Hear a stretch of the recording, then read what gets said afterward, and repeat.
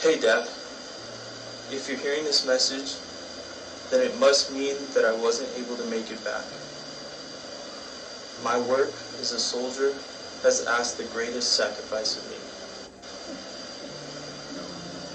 I'm sending this message with the hope that it might offer you some solace, some understanding, despite the pain that you must be burdening your heart. Here's something I forgot to share with you for a while, Dad. I love you. Never did I say it enough while I had the chance, but it's something that has always resonated in my heart. In the face of the unknown, life in the military paints a very vivid picture from my childhood. I remember how we used to camp out in the backyard. I was barely bigger than the tent at the time. And you would point out the stars, and you always told me they were brave soldiers from a far-off world, forever shining down on us. It was those nights that shaped my dream to serve our beloved country. Not only that, but the fishing trips. Those early mornings where you teach me how to cast a line, telling me that patience and focus would surely get me a catch. Well, they did. The lessons and the fish alike. You taught me to be patient, to be resilient, and I carried those lessons all through my life, even in these final moments. Sometimes when we're on mission, in the silence of night, I would look up at the stars and remember there's soldiers shining down on us. It provided comfort because it reminded me of home. It reminded me of you. It reminded me why I was fighting and what I was fighting for. I want you to remember these moments too, Dad. Remember the joy they brought us, the bond they forged between us, and I want you to find comfort in them rather than let my absence cloud our shared past. I hope this message brings you strength. Know this, if I could, I would have fought 100 more battles just to get back home to you. But unfortunately, life sometimes has different plans. My biggest regret is leaving you with this pain. All I can hope is that you'll remember me with a smiling face and a brave heart. I chose these boots, this uniform, and I knew the risk. It was all because of the love for our nation that you nurtured in me. So please, Dad, don't mourn me. Celebrate me. I lived a life of honor. I braved challenges, and I got a chance to love you. You are my hero, and if I'm remembered as half the man that you are, then my life has been a rousing success. I gotta sign off now, Dad. But one more time, and forever, I love you.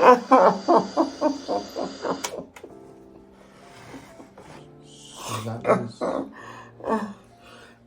was Jeff's final message to you, and we wanted to give you something to help you through your grieving process, and maybe share some insight more about Jeff.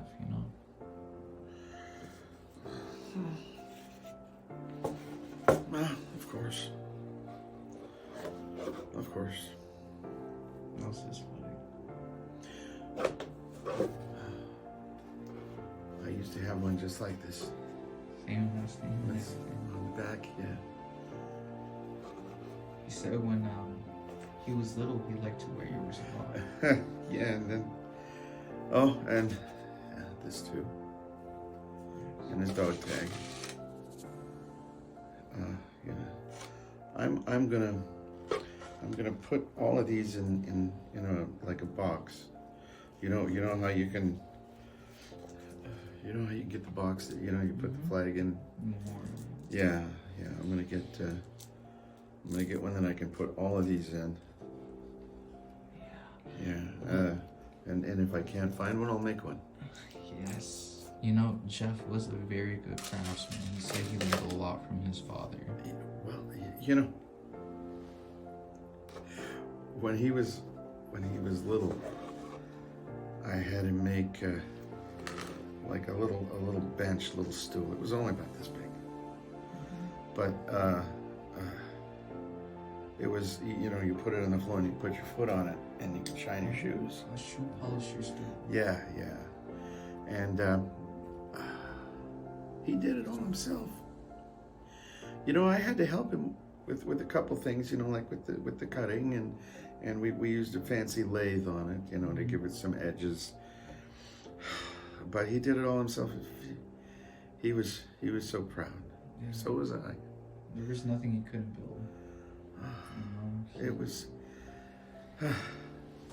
There'd even be nights where we wouldn't have any shelter, and you know, just from the lay of the land, he would come up with something.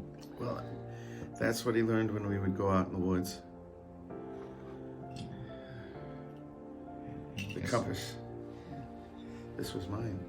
Really? Yeah, I gave it to him. Because, you know, a lot of people in the military really don't have a good sense of direction. And they get lost, and that's why you need one of these. I used it more than once.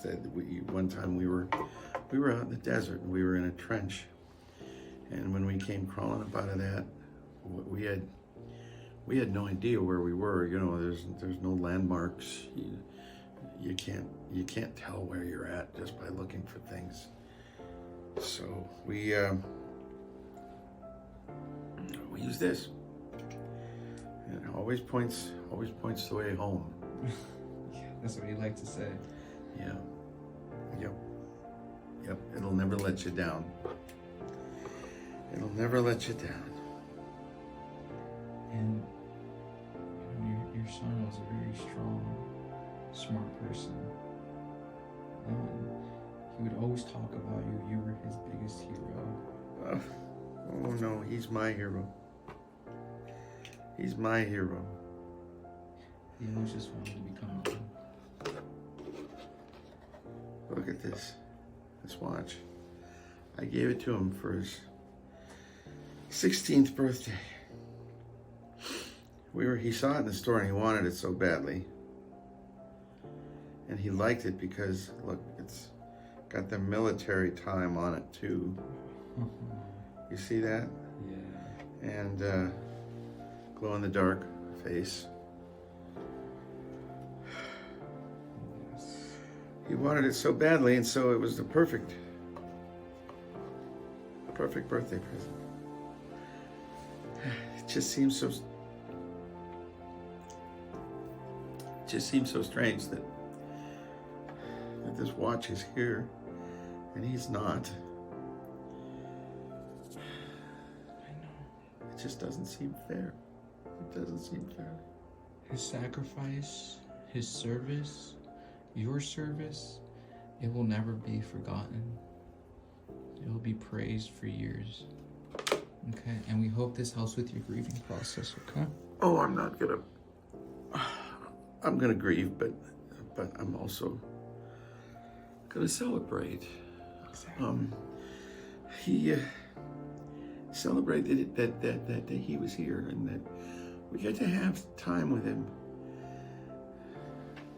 And I'll grieve because we won't get any more of those moments. Merry Christmas.